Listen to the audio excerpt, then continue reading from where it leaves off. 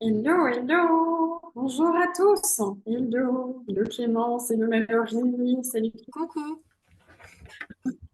comment ça va? N'hésitez pas à remettre vos caméras, à mettre votre son, à nous dire qu'il y a des gens qui vont encore arriver. Donc en attendant, on peut déjà se saluer, c'est sympa. Bon Clémence, comment vas-tu? On est content de t'avoir parmi nous. Bah écoute, ça va. Moi aussi, je suis contente. Par contre, bah du coup, je l'ai dit à Stéphanie tout à l'heure, mais je devrais partir un peu plus tôt.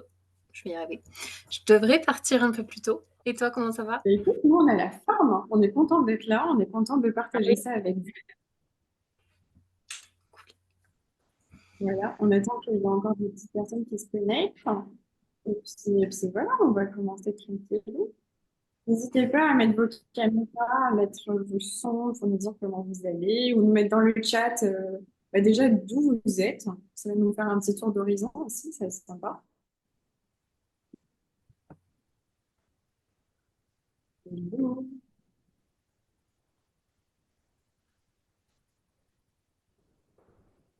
Alors pour ceux qui ne trouvent pas le chat, il est en bas de l'écran. Il est marqué discuter. Vous pouvez nous mettre déjà comment vous allez, comment ça va, si vous avez passé une bonne journée, et puis nous dire un petit peu d'où vous venez. Ça peut être cool de voir un petit peu, parce que moi je suis au Mexique. Il y a d'autres personnes qui sont en Martinique, donc c'est chouette. De Paris, cool. C'est cool.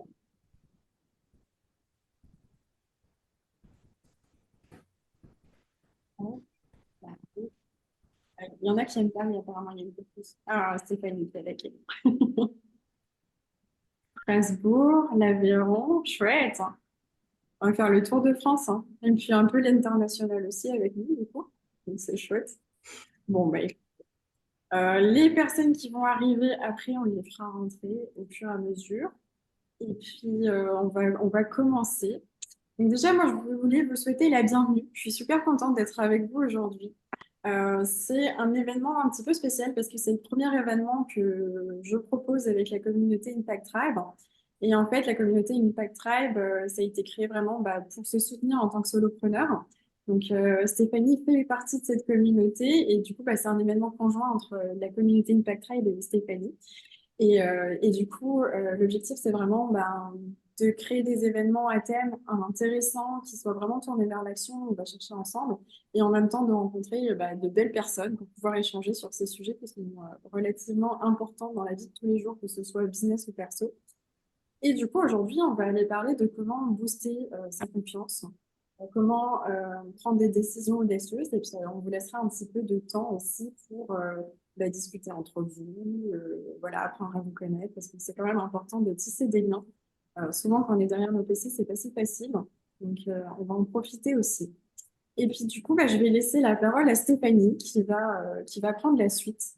On va vous mettre à contribution à certains moments, donc n'hésitez pas à réactiver vos micros et vos caméras. Voilà. Stéphanie, à toi de jouer. Yes. Ben, bonjour à tous. Moi, c'est Stéphanie, je viens de la Martinique.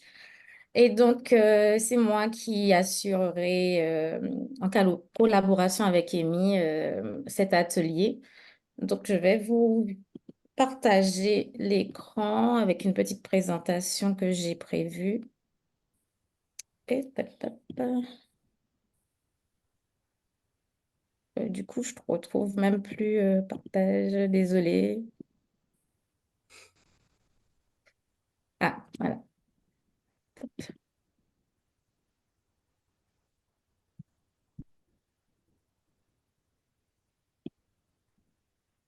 Alors, donc, l'atelier du jour, c'est libérer votre potentiel, transformer votre vie grâce à la découverte et à la valorisation de vos... excusez-moi. Oups. Vous voyez mon écran ou pas? Désolée. Je ne sais pas si vous voyez mon écran. Oui, oui, on le voit. Ah, excusez-moi. Donc, grâce à vos talents inexploités. Donc, moi, c'est Stéphanie. Je suis experte en coaching transformationnel et en écriture émotionnelle. Et j'accompagne les femmes qui souhaitent se libérer de leur stress et de leur anxiété afin de vivre une vie plus épanouie, afin de euh, oser vivre la vie à laquelle elles aspirent, en se libérant de leurs freins, en explorant leur paix intérieure, entre autres. Et je vais commencer en vous demandant chacune, puisqu'il n'y a que des femmes là, de donner votre prénom et un mot inspirant qui représente vos objectifs actuels. Donc, chacune à tour de rôle et vous expliquerez un peu en quoi ce que ce mot vous évoque et ce que ça suscite en vous. Alors, qui veut bien se lancer? Clémence, tu veux bien? Si tu veux. Du coup, je m'appelle Clémence et je pense qu'un mot, ce qui m'est venu instinctivement, c'est plante. Mais je pense que c'est en lien avec la croissance peut-être d'une plante aussi et les racines. Parmi mes objectifs là actuels de cette année, il y a l'ancrage et la mise en réseau aussi. Et les plantes, c'est connu pour ça en fait, pour être avec des racines expansives et qui vont communiquer les unes avec les autres. Voilà. Super, merci. Quelqu'un d'autre?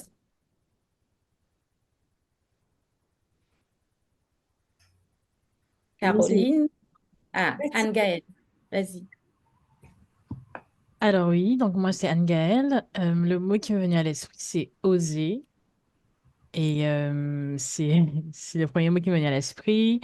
Parce que je pense que c'est ce qu'il faut que je fasse plus cette année.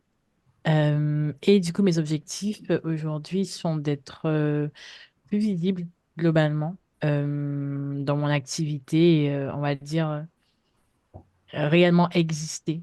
Parce que je suis un petit peu trop dans mon coin et il faut que je sorte un petit peu de ma grotte. Voilà. Super, du coup, tu es au bon endroit. Merci. Bonjour, je m'appelle Caroline. Bonjour, Caroline. Euh, un mot inspirant, j'hésite entre croissance, grandir, ce que ça m'évoque. Je suis au début de mon activité, donc voilà, j'ai envie de grandir, j'apprends plein de trucs et c'est chouette. J'aimerais bien que ce soit de manière un peu plus sereine parfois. Et voilà. Et super, merci pour ton partage, Caroline. Alors, il y en a d'autres, vous n'avez pas, n'hésitez pas à mettre vos caméras. Donc, je vois, il y a Katou. Est-ce que tu souhaiterais prendre la parole? Bonjour, alors moi c'est Katou. J'ai pas beaucoup d'idées à part le mot patience en fait.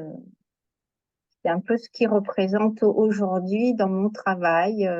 Il y a des choses qui roulent, mais il y a d'autres choses où il me faut beaucoup de patience pour que ça avance. Ça avance pas toujours à la vitesse à laquelle moi je voudrais. Et du coup, voilà, il me faut de la patience. Super, merci beaucoup, Katou.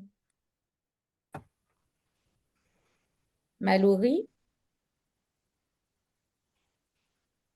Oui, je sais pas si vous me voyez, hein, je pense que vous me voyez pas.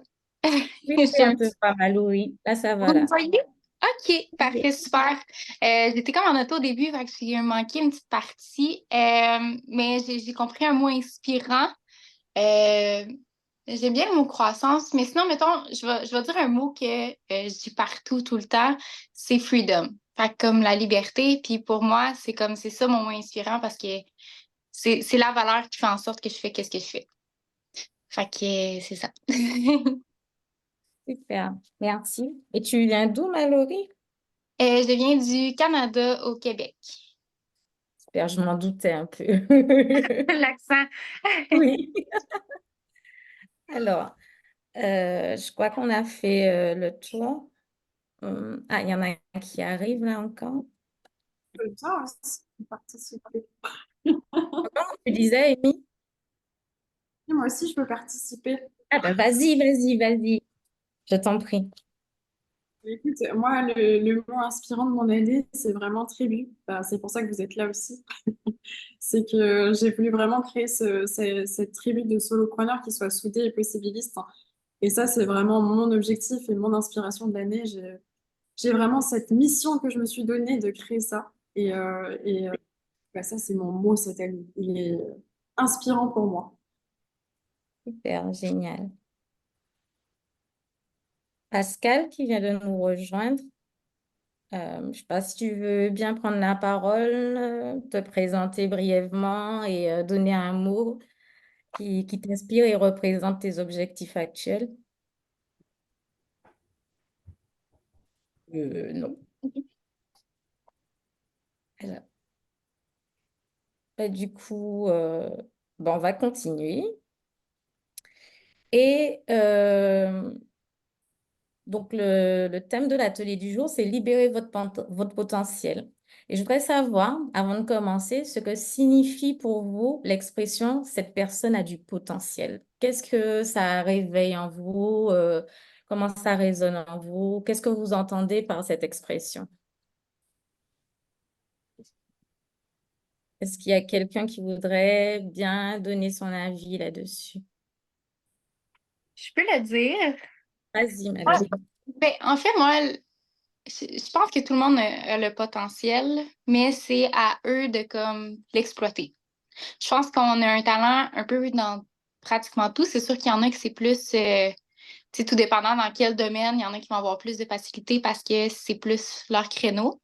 Mais je pense qu'au fond, si tu as le désir de le faire parce qu'il y a quelque chose qui vient t'allumer à faire ce que tu fais, c'est que tu as le potentiel de le faire.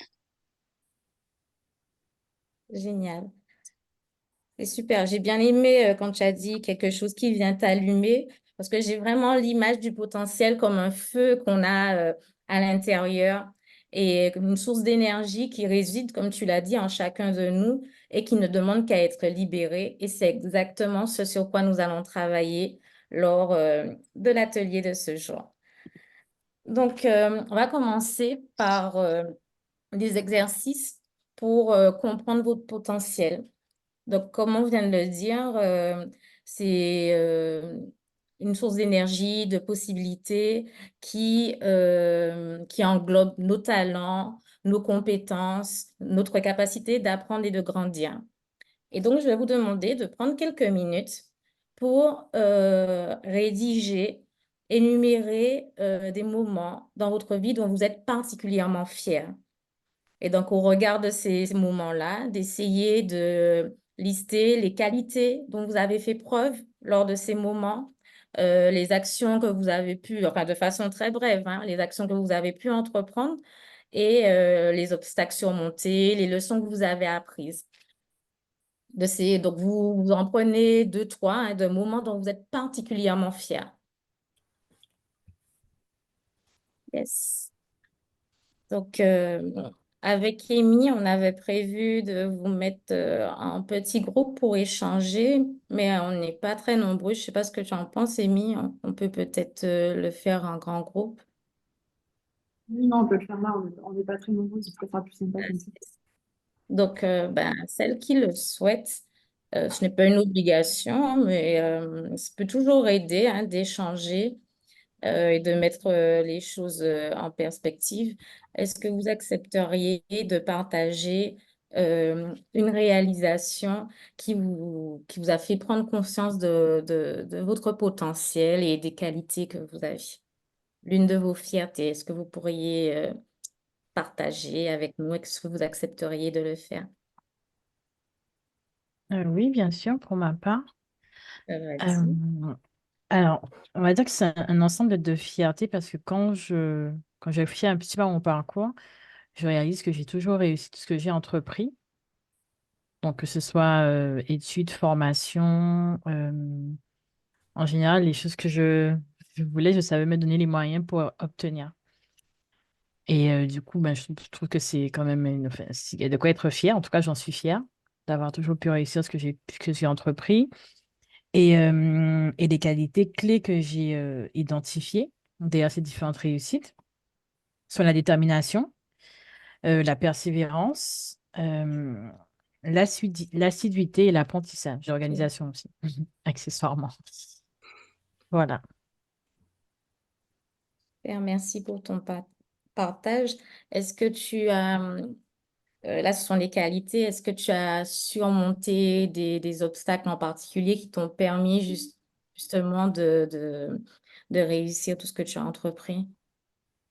Je surmonte encore ces obstacles, c'est ça un petit peu euh, on va dire le paradoxe, c'est que d'un côté, je réalise que j'ai souvent réussi ce que je voulais accomplir, mais de l'autre, j'ai quand même beaucoup de craintes et toujours beaucoup de peur et comment dire? Oui, je suis toujours dans le doute, je suis souvent dans le doute, voilà, de ce que je C'est veux normal réaliser. d'avoir peur. Ben, C'est normal c'est, d'avoir peur. Je sais pas si tu connais le livre Trembler mais oser. En gros, ce que alors, l'auteur laisse entendre, c'est que malgré la peur, ben, il faut passer à l'action. oui, je connais de nom, je l'ai pas lu encore, mais j'aimerais bien le lire. Et oui, mais je trouve quand même que mes peurs, elles me font perdre du temps. Voilà, je trouve que je perds beaucoup de temps. Et du coup, je trouve ça dommage, en fait. Et je trouve que c'est pas justifié non plus d'être aussi tétanisé, de pouvoir procrastiner autant sur des choses que je pourrais accomplir, alors que c'est pas comme si j'avais essuyé de nombreux échecs et que du coup, j'avais peur d'en essuyer un nouveau. C'est dans ce sens-là que je trouve que c'est dommage. Ok, je comprends. En tout cas, ben, je t'invite d'ores et déjà à mon prochain atelier. Je passe à l'action. On va travailler sur la procrastination. Ok, Je te super, remercie c'est pour noté. le partage. Merci. Est-ce qu'il y a l'une d'entre vous qui accepterait de partager? Non? Si tu veux. Moi, j'ai mis du coup en fierté, j'en ai une, c'est la réalisation d'une capsule d'illustration complète que j'ai proposée sur les marchés de Noël. Euh, Ça m'a demandé énormément parce qu'en fait, ça m'a fait surmonter un obstacle par rapport aux illustrations où j'avais un énorme syndrome de l'imposteur. Et en plus, j'avais un timing très serré, donc au niveau des qualités, du coup, que j'ai dû mettre en place, enfin que j'ai dû avoir du coup. Ça a été de la créativité, mais aussi de l'endurance comme Anne-Gaëlle et de l'organisation aussi beaucoup. Et le troisième, du coup, c'est de l'exposition. Je l'ai mis en qualité. Je savais pas trop comment le définir, mais le fait de vraiment mettre mon travail devant et d'accepter qu'il y a des centaines de gens qui passent devant et qui le voient. Voilà. Et du coup, tu as des obstacles particuliers que tu as dû dépasser? Bah ouais, comme je te dis, vraiment, l'obstacle, ça a été le syndrome de l'imposteur. En fait, euh, l'illustration, j'ai toujours eu tendance à me comparer, mais comme beaucoup de gens, je pense que c'est un défaut commun. Euh, et du coup, j'ai toujours eu tendance aussi à sous-estimer ce que je faisais, à trouver que ça méritait pas d'être vu ou que ça n'était pas assez bien pour pouvoir être agréable au regard des autres. Donc, j'ai surmonté ça. Et tu as eu des retours suite à ça? Ouais, j'ai eu plein de retours, ça a été très positif et bah j'ai peut-être pas vendu énormément, mais par contre j'ai eu des retours au niveau de par exemple de microbrasserie pour faire un dépôt-vente pour qu'ils puissent exposer ce que je fais dedans, des gîtes aussi qui ont demandé. Donc c'est en vrai c'était super positif, mais ça m'a demandé vraiment beaucoup d'efforts. Génial. En tout cas, tu peux être fière de toi. Alors, ben, si personne d'autre ne souhaite partager, on va poursuivre. Et après avoir, peut-être qu'Amy, tu voudrais partager avec nous? Moi, j'ai noté une chose dont je parle pas souvent, et je pense que je vais commencer à en parler plus parce que je vois qu'en fait, on est toutes très dures envers nous-mêmes. On a cette tendance à être très dur envers nous-mêmes et à du coup pas accepter que malgré tout ce qu'on a mis en place, bah oui, ça demande du temps parfois parce que bah, faut prendre en considération tous ces facteurs-là que vous venez d'énoncer. Et c'est pas simple de surmonter tout ça. Ça se fait pas en un claquement de doigts. On aimerait bien, mais ça se fait pas. Et moi, je pense que ce dont je suis le plus fière, c'est d'avoir d'être partie vivre à l'étranger, tout en montant un business, tout en ayant des problèmes graves de santé. Et je pense que ça, j'en parle pas assez, parce que c'est pas forcément, déjà, c'est pas facile à accepter. Et c'est quand même assez dur de se dire, on lance un business alors qu'on n'est pas tous les jours à fond, il y a des jours où ça va pas du tout, on est client de lui. Euh, et en fait, malgré ça, quand on regarde, en fait, on prend du recul sur la situation, on se dit, en fait, regarde tout ce que tu as mis en place, regarde toutes les personnes que tu as pu aider, regarde tous tes petits pas, en fait, parce que souvent, on cherche le résultat final sans se dire, ah, mais là, il y avait ce petit pas-là et ce petit pas-là. Et en fait, c'est juste fabuleux, les petits pas qu'on peut mettre en place. Et du coup, voilà, moi, je suis assez fière de ça, un petit peu ce côté résilience. Super. Merci beaucoup. Alors, là, je vais vous parler dans un second temps de la mentalité de croissance. C'est la capacité, enfin, l'idée que nos capacités peuvent être développées par l'effort, l'apprentissage constant, la persévérance. Et cette approche nous invite à voir les défis comme des opportunités d'apprentissage. Donc, une personne ayant une mentalité de croissance, elle va croire en le fait que son intelligence et ses talents peuvent être développés au fil du temps. Et contrairement à quelqu'un qui aura une mentalité fixe, qui va penser que l'intelligence et les talents ne peuvent être développés. Donc, bien entendu, pour pouvoir libérer votre potentiel, euh, il est important de pouvoir développer sa mentalité de croissance. Donc, je peux vous donner quelques stratégies avant de passer à l'exercice pratique. Quelques stratégies pour cultiver une mentalité de croissance. Donc, faire attention à votre langage intérieur. Comme l'a dit Amy, on est souvent très, très dur envers soi-même et essayer de remplacer les pensées auto-limitantes par des affirmations positives. Par exemple, au lieu de dire je ne peux pas le faire, dire plutôt je vais apprendre à le faire avec de la pratique. Donc, ce n'est pas assez. Tout comme les muscles physiques, le mental est un muscle qu'on doit travailler et ce n'est pas quelque chose de facile, mais on peut, comment dire, le muscler pour pouvoir surveiller son langage intérieur.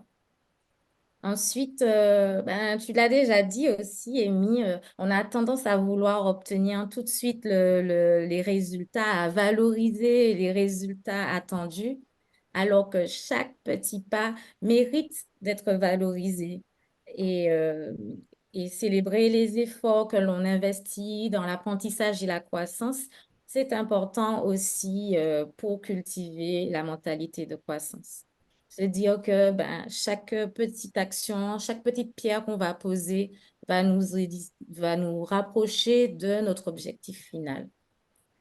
Et puis, une chose qui n'est pas facile aussi, c'est de voir les défis comme des opportunités, de les considérer comme des obstacles qui ne sont pas, que l'on peut surmonter et comme des occasions d'apprendre et de grandir. Forcément, vous avez forcément en tête des moments qui ont été particulièrement difficiles et malgré tout, vous avez appris sur les autres, sur vous-même surtout. Donc, c'est toujours l'occasion d'apprendre et de grandir. Et je terminerai en vous donnant comme conseil pour développer cette mentalité de croissance, de cultiver la persévérance. Donc, tu l'as mentionné, Anne-Gaëlle, dans la liste de tes qualités. C'est quelque chose que je t'encourage, que je vous encourage toutes à cultiver.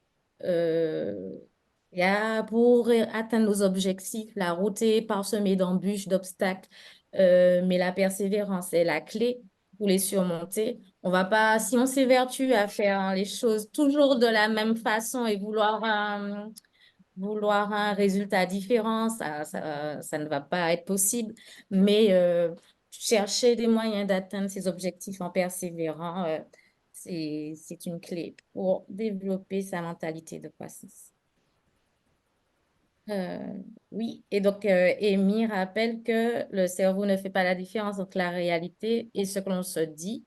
Donc, il faut lui donner de bonnes infos. Si vous passez votre temps à vous dire je ne suis pas capable, je suis nulle, je ne vais pas y arriver, ben, il va retenir que le négatif et vous ne serez pas dans les conditions optimales pour atteindre vos objectifs. Donc, l'exercice que je vous propose là maintenant est un peu plus, comment dire, demande un peu plus de votre personne, un peu plus d'engagement. Il sera un peu plus long aussi. Il s'agit d'écrire une lettre à votre moi du passé. Par exemple, cher Amy, vous commencez par votre prénom. Vous allez faire 4 étapes dans votre lettre. Une première étape où vous allez vous remémorer un événement euh, et parler des défis que vous avez dû surmonter. Oups, pardon. Les défis que vous avez dû surmonter et ce que ça vous a fait ressentir comme émotion. Deuxième étape, pendant cette période, vous avez pu entendre des messages ou des critiques qui vous ont ébranlé. Mais troisième étape, en quoi ces événements, ces messages ont contribué à une croyance limitante que vous avez actuellement, quelque chose qui vous empêche d'avancer, qui vous bloque, une pensée, une conviction profonde qui vous empêche d'avancer. Donc, c'est souvent lié à soit des événements, soit des critiques que vous avez entendues. Et malgré ça, malgré ces messages, malgré ces critiques, malgré ces périodes difficiles, qu'est-ce que vous avez appris? D'accord? Il y a à la fin. Et même si tout le début paraît un peu compliqué, je pense que le plus difficile et le plus engageant pour vous, c'est de déclarer votre intention de croissance personnelle. Donc, expliquer sur quoi vous voulez travailler pour continuer à grandir. Alors, est-ce que vous avez des questions? N'hésitez pas à me dire.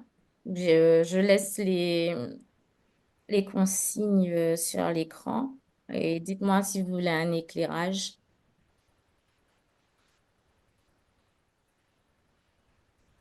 Non, c'est bon? Super. Donc, prenez le temps. J'ai prévu 20 minutes. On va faire comme tout à l'heure. Dès que vous avez fini, vous mettez un petit message dans le chat.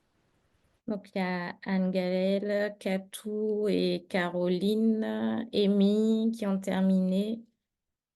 Il reste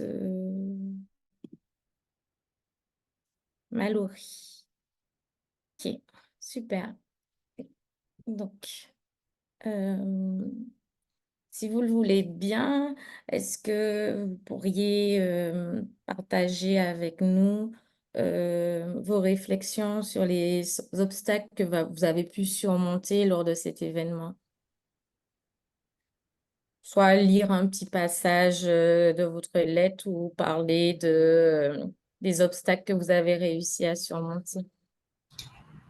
Oui, moi je veux bien.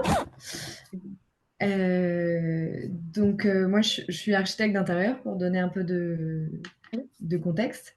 Donc j'ai parlé du premier chantier que j'ai fait toute seule, où je me sentais complètement illégitime et je me disais que j'allais pas du tout réussir à gérer ce chantier toute seule. Donc les obstacles, ce que j'ai appris, c'est très technique, donc je ne vais pas rentrer dans les détails, mais j'ai appris plein de choses en technique de construction. Et aujourd'hui, je suis reconnaissante parce que ça m'a aidé à avoir confiance dans le fait que même si je ne sais pas tout, je suis capable d'apprendre sur le tas et de gérer quand même. Après, c'est vrai que je suis toujours aussi stressée au début d'un chantier. Voilà, je sais pas si... Je pense que ça s'améliore avec le temps, mais vraiment tout petit par tout petit bout. Voilà. Et merci pour ton partage, Caroline. Quelqu'un d'autre voudrait partager un peu? Non.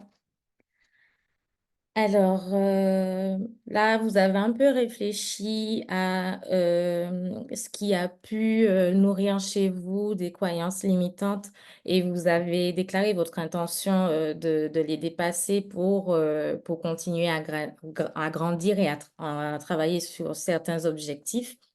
Et là, je vous propose d'identifier clairement ces croyances limitantes qui vous empêchent de libérer votre potentiel. Et pour ça, et de les surmonter aussi, surtout, de tenter de les surmonter. Donc pour ça, quelques petits conseils très rapides. Donc il faut pouvoir les identifier, toutes ces croyances qui nous empêchent d'avancer euh, et qui sont basées en réalité sur des idées que l'on se fait, des perceptions un peu déformées et qui ne représentent pas des faits. Donc, l'idée, après les avoir identifiées, c'est de les remettre en question leur validité. En quoi cette croyance est-elle vraie? Qu'est-ce qui me permet de dire que je ne vais pas y arriver, je ne suis pas faite pour ça, je suis nulle, etc. Ensuite, changer de perspective. Est-ce que il existe une façon plus positive et plus réaliste de voir la situation mentionnée? Vous pouvez, ça c'est très classique, créer des affirmations positives qui vont contrebalancer ces croyances limitantes et vous les répéter, pardon, régulièrement pour renforcer ces pensées positives. D'ailleurs, un exercice qu'Amy nous a donné dans la tribu Impact Tribe. Euh, et puis aussi la visualisation positive. Donc, vous visualisez en train de dépasser ces limites et vous imprégnez votre esprit d'images positives qui contredisent ces croyances. Donc, vous voyez réussir, vous ressentez les émotions liées à ce sentiment d'accomplissement, etc. Donc, après ces quelques tips, je vous propose de faire l'un des derniers exercices de l'atelier. En réalité, on a dépassé déjà un peu le timing. Donc, oui, alors, j'avais prévu une petite slide pour expliquer en gros les croyances limitantes. Ça, je l'ai déjà dit. Il est important de les surmonter parce qu'elles influencent nos décisions, elles créent des peurs, des obstacles, elles nous limitent dans notre potentiel et elles peuvent avoir aussi des effets sur notre santé mentale et émotionnelle. Et donc, du coup, l'exercice que je vous propose, c'est de lister quelques-unes des croyances limitantes dont vous êtes consciente. Ces croyances que vous avez sur vous-même, vos capacités, votre potentiel. Ensuite, de chercher des preuves, même infimes, qui montrent que ces croyances ne sont pas complètement vraies. Il peut s'agir de compétences que vous avez acquises, de choses que d'autres personnes ont pu vous dire, hein, de réussites passées. Et à partir de ça, vous allez rédiger de nouvelles croyances aidantes, positives, basées sur les preuves que vous avez pu identifier. D'accord? Donc, pour ça, 10 minutes, 15 grands max, 10 minutes. Euh, Avant de clôturer ce petit atelier, est-ce que vous accepteriez de partager quelques-unes de vos affirmations positives? Oui. Vas-y. Du coup, c'est des affirmations positives, pas par rapport à l'exercice qu'on vient de faire, d'autres affirmations positives. C'est ça, si je comprends bien. Non, c'est pas par rapport à l'exercice, les nouvelles croyances positives que vous avez créées. Ok. Ben écoute, moi, je me suis dit que c'était pas parce que j'avais des soucis de santé que j'étais pas capable de faire du sport et de remuer mon boule. Donc Donc, ça, c'était mon affirmation. Vraiment donc mon c'est affirmation qui est positive, je suis capable de faire du sport. capable de faire du sport en apprenant à le faire différemment. Voilà. Ouais, c'est mieux de le formuler sous forme positive. C'était Anne-Gaëlle? voilà. Euh, alors oui. Euh, alors, l'une de mes croyances limitantes, c'était je ne suis pas assez et que j'ai transformé en je suis bien plus que ce que je ne pense. Je suis bien plus que Oui, ce que je pense, plutôt, pour enlever la tournure négative. super. J'aime beaucoup. Caroline? Je suis pleine de ressources. Yes. Merci. Mallory, tu voudrais bien partager? Ou Katou? Oui. Mallory. Ben, une affirmation positive, je suis capable même quand c'est plus difficile. Je suis capable même dans les difficultés. Mm. Vous, depuis le début, vous avez pu identifier votre potentiel en vous rappelant vos fiertés et les qualités que vous avez pu mettre en œuvre auparavant et que vous avez encore en réalité. Vous avez aussi essayé de développer une mentalité de croissance en voyant dans un événement difficile que vous êtes capable de dépasser ces moments, ces obstacles, ces difficultés. Et donc, dans ce dernier exercice, vous avez cherché à démonter un peu toutes ces croyances et convictions qui sont ancrées hein, en vous et qui ne sont pas en réalité complètement véridiques. Vous l'avez vu en cherchant des preuves de, du fait qu'elles ne soient pas vraies. Donc, mais malgré tout ça, même en développant sa mentalité de croissance, même en étant conscient de nos qualités et en cherchant à dépasser ces croyances limitantes, il y a une chose que vous devez faire pour libérer votre potentiel. De quoi s'agit de ça? Oh, excusez-moi. De quoi s'agit-il selon vous? Qu'est-ce que vous devez faire? Passer à l'action? Exactement, passer à l'action. Et donc, avec Amy, on va vous envoyer par mail un petit exercice justement pour pouvoir mettre en place un plan d'action stratégique et rédiger une déclaration d'intention pour vous engager officiellement à passer à l'action.